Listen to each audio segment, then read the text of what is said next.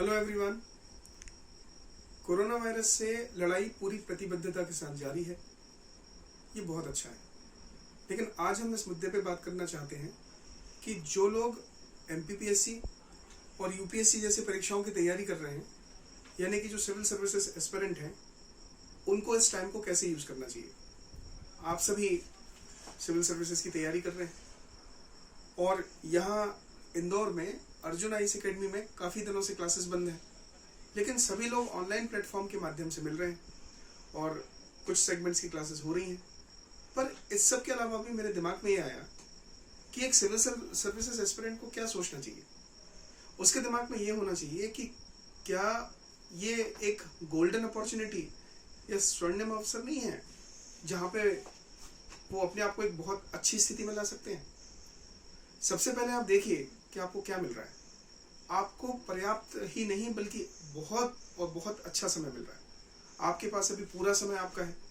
ना तो आपको रेडी होके बाहर जाना है, ना कोचिंग्स की चिंता है, ना कपड़े चेंज करने हैं, ना आपको कोई ऐसा काम करना है कि बाहर जाके आपका समय लगे, तो आपको आना जाना भी नहीं करना है।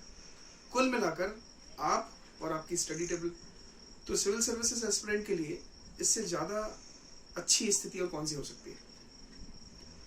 तो मेरी आज की बात इसी मुद्दे पर आधारित है कि सिविल सर्विसेज एस्पिरेंट को क्या करना चाहिए।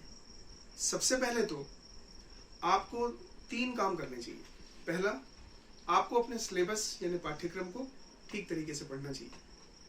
उसके बाद देखना चाहिए कि आपकी स्थिति कहाँ पर है, आप उस पाठ्यक्रम के हिसाब से कहाँ पे स्टैंड करते हैं, कहाँ पे तैयारी कर रहे हैं। फिर आपको अपने उन सेगमेंट्स को निकालना चाहिए जो इनको आप वीक सेगमेंट्स कंसीडर करते हैं, जिनको आपने वर्षों से नहीं पढ़ा। आपकी बुक शेल्फ में बहुत सी किताबें खरीदने के बाद यूं ही रखी हुई है। अब समय आ गया है कि उन किताबों को फिर से पढ़ा जाए।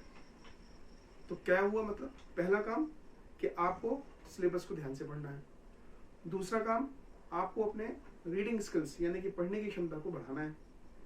और तीसरा काम जो बहुत ज़रूरी है कि सिविल सर्विसेज एस्पिरेंट्स को करंट अफेयर्स को लेकर काफ़ी समस्याएं रहती है।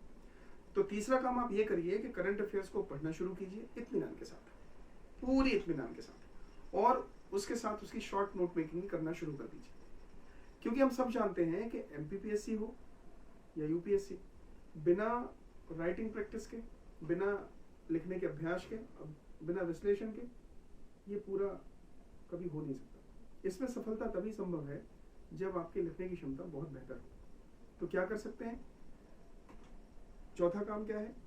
चौथा काम है अपने लेखन क्षमता को बढ़ाना। कैसे बढ़ेगी ये? जब आप पाठ्यक्रम को ठीक से पढ़ेंगे, अपनी स्थिति पहचानेंगे, समय प्रबंधन करेंगे, किताबें पढ़ेंगे, उनके नोट्स बनाएंगे, करंट अफेयर्स को लगातार पढ़ेंगे और उसके छोटे छोटा पॉइंट्स उसके तैयार करेंगे।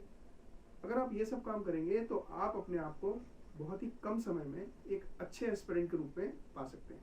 तो मेरी आपसे गुजारिश है, इस समय का उपयोग कीजिए, इसको एक गोल्डन अपॉर्चुनिटी मानिए और अपनी उन सारी कमजोरियों पे काम कीजिए, अपनी वीकनेसेस पे काम कीजिए, जिससे कि आप आने वाले समय में अपने आप को एक बेहतर स्थिति में पा सकें। Thank you.